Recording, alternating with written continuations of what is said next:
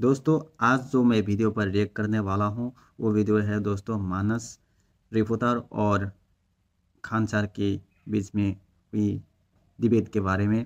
इस वीडियो को आप लोग पूरा देखना दोस्तों, बहुत मज़ा आने वाला है दोस्तों। ये वीडियो बहुत इंटरेस्टिंग होने वाला है दोस्तों, पूरा वीडियो देखो आप लोग। और ये वीडियो अच्छा लगे तो वीडियो को लाइक भी कर देना और चैनल पर नया है तो चैनल को सब्सक्राइब कर लेना दोस्तों। और इस वीडियो का क्रेडिट जाता है दोस्तों फैन इंडिया पॉलिटिक्स, ये यूट्यूब चैनल को ये वीडियो का क्रेडिट जाता है दोस्तों। आइए अभी हम लोग देखते हैं प्यारा सा वीडियो को।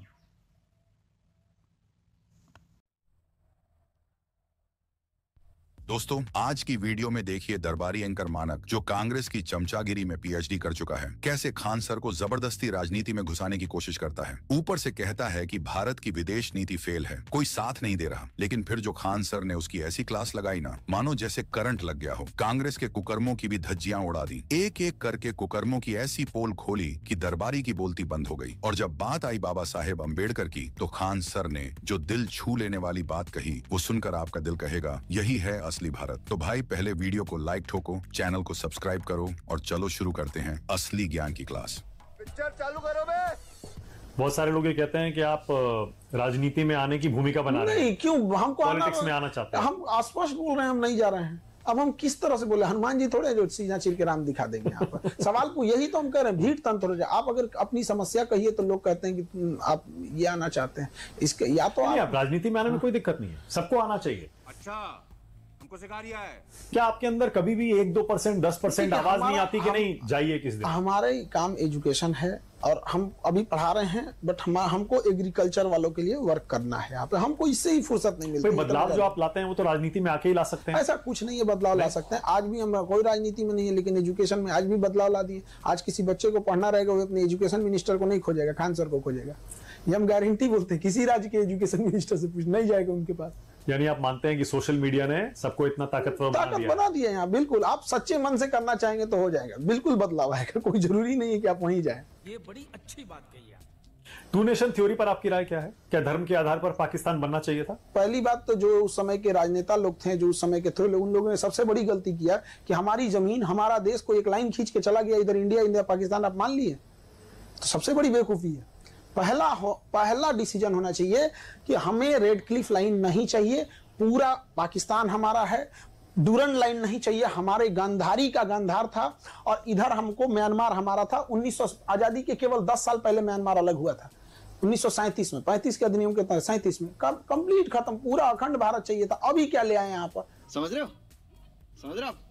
किसकी वजह से हुआ बंटवारा? उस समय जितने लोग थे सब जिम्मेदार थे, कोई एक आदमी नहीं। नहीं। लोग कहते हैं नेहरू जी की वजह से हुआ, कुछ कहते हैं गांधी की वजह से हुआ, कुछ कहते हैं जिन्ना की वजह से हुआ, एक पटेल ही थे, कुछ लोग कहते हैं।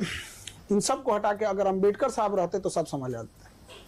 सबसे बड़ी मिसिंग होती है, लोग अंबेडकर साहब को आजादी के टाइम अंडर एस्टिमेट कर देते हैं। जिसने संविधान लिखा है, जिस संविधान की आप शपथ लेते हैं, उस संविधान के निर्माता को आप पूछते तक नहीं है संविधान में, जब देश बनता है तो। अरे बाप रे, ये तो धोती खोल रहा है। हम ये पढ़ते हैं, आप तो पैरवी करते हैं सरदार पटेल को होना चाहिए, आप एक आदमी पैरवी करता है जवाहरलाल नेहरू को होना चाहिए। हम ये पूछते हैं क्या इन दोनों से योग्य अंबेडकर साहब नहीं थे?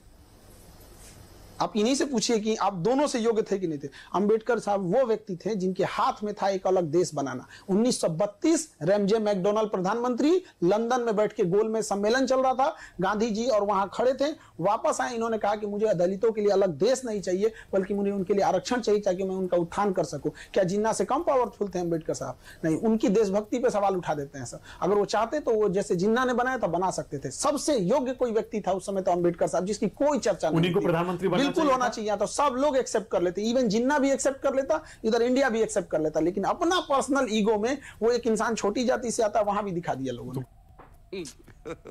तो गांधी जी जिम्मेदार हैं? बिल्कुल, सारे लोग एकदम गांधी हो जाए, अम्बेडकर, जिन्ना हो जाए, जितने लोग अंबेडकर साहब रहते तो एक्सेप्टेंस देखिए, कुछ ऐसे लोग होते हैं जिनका एक्सेप्टेंस सब करता है।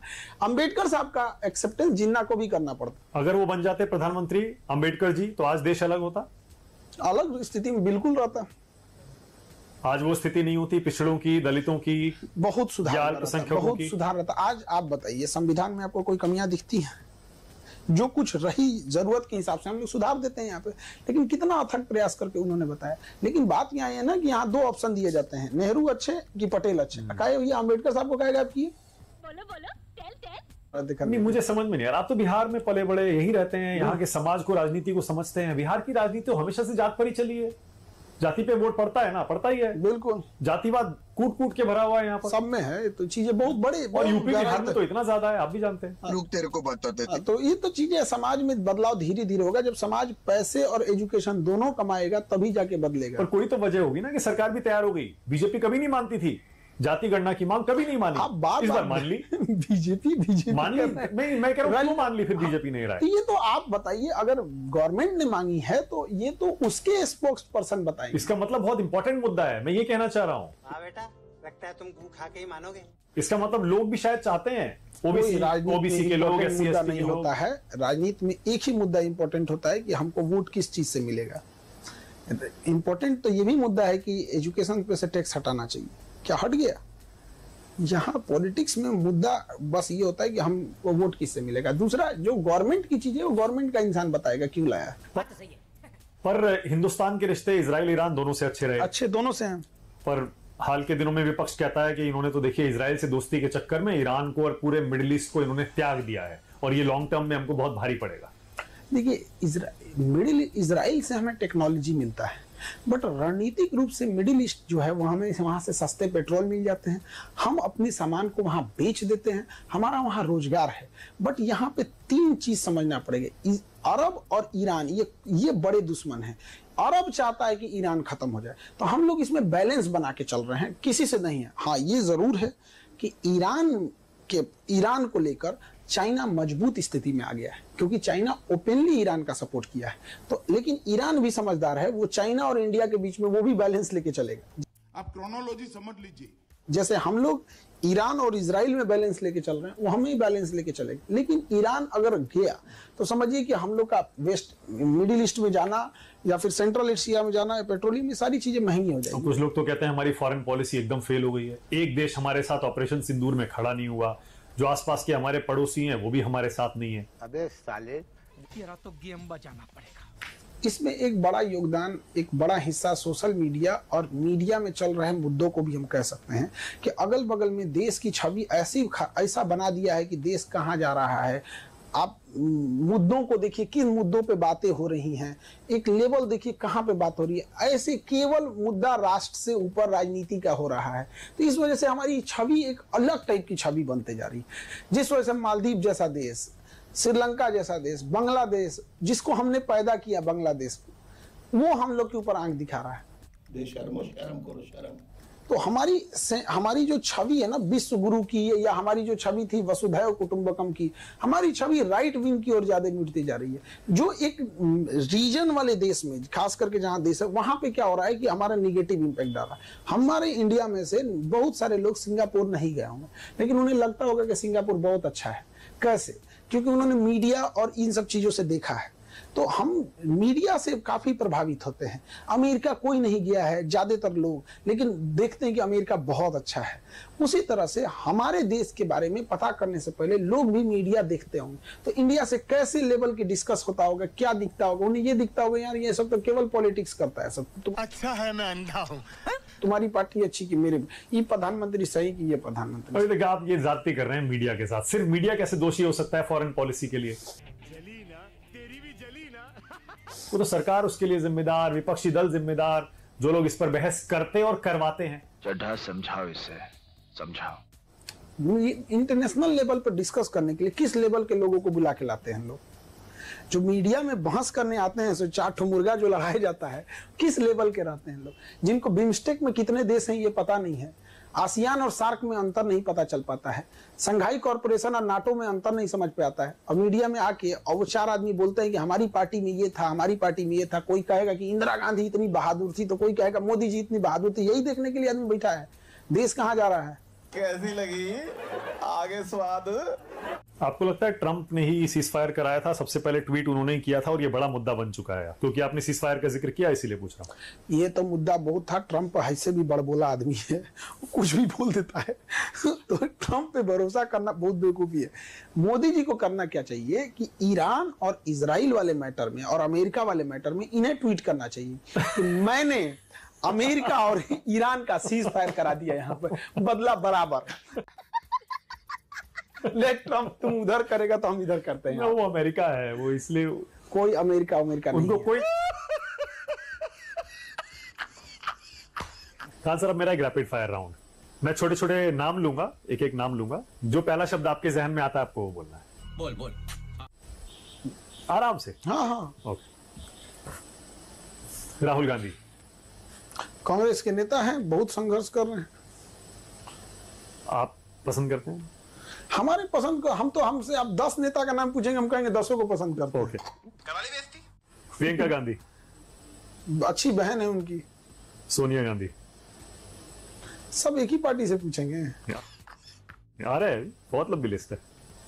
राजीव गांधी।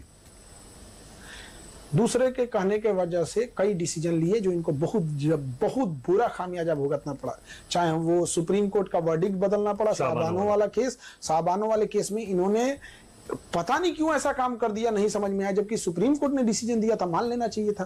फिर बफोर्स तो घोटाला में फंसे और फंसते चले गए, फिर वो स्विस बैंक, लोटस अकाउंट, क्या चीजें एक ही साथ होते गई, उसके बाद से तो दुर्घटना ही हो गई इनके साथ। संजय गांधी। छोटा सा कार्यकाल। नेहरू जी।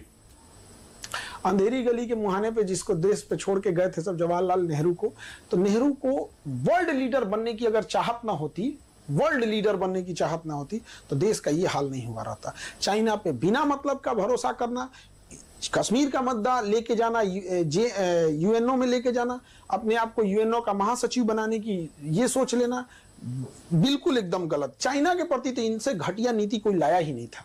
ये बड़ी अच्छी बात कही है। बाबा साहब अम्बेडकर।